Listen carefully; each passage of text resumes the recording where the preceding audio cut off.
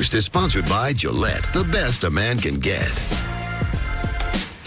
Hi, everyone, and welcome to a Monday morning here in New York City. First things first, I'm Jenna Wolf. That is the Hall of Famer Chris Carter. That is Nick Wright. A great weekend of football and some basketball and some baseball. So we got a lot to fights. Get to. A lot of good things to talk about today. Big show. The Pats barely escaped in Chicago. Cam Newton led a comeback for the ages against the Super Bowl champs. But why don't we start with... This is what you want to see in the best teams in this league, and that's what we have in trend. In Kansas City, we know last week what they were trying to accomplish in New England came up a little bit short, 43-40, and the Rams just have been consistently very, very explosive. Even with some injuries on that defense, you have to be very, very impressed with what they're doing. But I think if you look at opposition, San Francisco, where they're going, backup quarterback and their situation, versus Kansas City, again in prime time, Sunday night, Patty Mahomes against the Bengals, who we think is one of the teams, them, Baltimore, and a couple other teams that we didn't expect to be as good as they were and have been very, very competitive in winning some close games down the stretch. So you have to say Kansas City, because what they did to that Cincinnati team, and if you look at a Cincinnati team with an offense, we know Kansas City, they're going to struggle defensively. So you do think they struggle with Cincinnati's offense, the way Andy Dalton have been playing, the way they've been running the ball, A.J. Green have been playing football. So Kansas City, what they did in primetime last night, I would say is the most impressive. Yes. But the Rams, man, they're really trending in the right way, getting that pressure inside with Aaron Donald having a monster game yesterday. That was an enormous win for Kansas City yesterday. If they lose last night, we wake up this morning, they're in third place in the AFC and tied in their own division. And we're asking, is this the same Chiefs from 2017? Exactly right. A team that last year started 5-0 and then lost back-to-back games as part of losing 6 out of 7. So it's not only that what they did in the standings and what it does for them almost emotionally, making sure everyone knows it's not the same old Chiefs of last year, but the way in which they did it. 2 weeks ago against Jacksonville, the Chiefs punted twice. Last week against New England, they punted once. Last night against Cincinnati, they punted 0 times. They have 3 punts in 3 weeks, and what is most impressive, everyone's going to talk about Mahomes, Kareem Hunt, how great he's been the last month of football with nearly 150 yards from scrimmage per game over the last 4. But the most important part of last night's game was the defense. Yes. Because the Bengals have been a team, they've been almost like a poor man's, except winning, version of the Falcons this year. Scoring a lot of points, but allowing a lot of points. So I thought the Chiefs would be able to go score on them. But to hold Cincinnati to 10, and to still do it with no Justin Houston and with no Eric Berry. And because they're winning, I feel like they have been able to be more cautious with Eric Berry than they otherwise would. They keep saying he's day-to-day with a heel, still coming back from the Achilles injury that he suffered in week 1 of last year. But to do what they did with a handful of backups defensively to shut down the Bengals offense aside from A.J. Green, that was their best defensive performance of the year against another quality opponent. And that's been the theme for the Chiefs. While the Rams have looked overwhelming, you look at who they've played, it's been a lot of mediocre and bad teams, a couple good teams.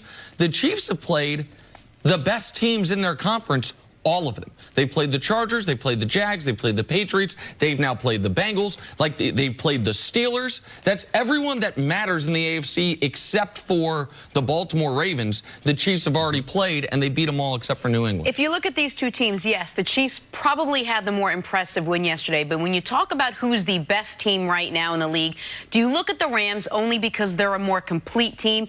And again, like what Nick just said, yeah, the Chiefs had a great game defensively yesterday. But up until this point, they really hadn't.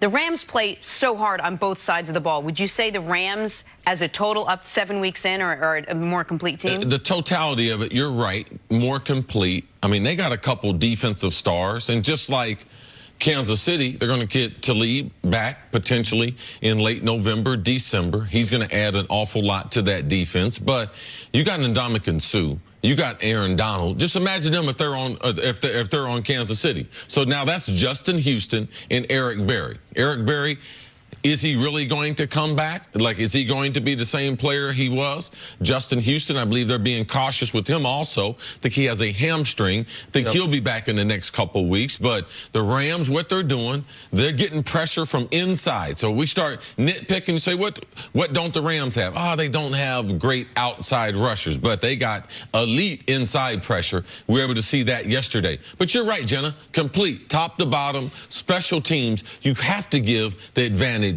to the Rams because of the defensive personnel that they have. When this question was first posed, when I saw it on the board, I said, you were sitting in the room, I said, I don't know if that's a great, like, I think everyone's going to say today the Rams are the best team in the NFL.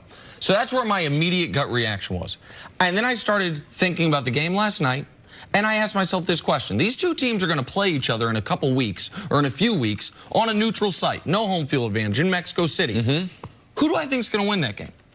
And I realized I was going to say the Chiefs. And then I looked about the team as who they've played, how the Chiefs have been challenged, 4 of their first 6 on the road, playing, I listed all of those elite teams in their conference, while the Rams, the first month of the season, didn't leave the state of California. Their 2 tough road games were very close road wins against an average Seattle team and a below-average Denver team. And while I understand the Rams are definitely the more balanced team, there's no question about it, the Chiefs, I feel, have a better offense. They have a better quarterback. They have better wide receivers. They have far and away the best special teams in football.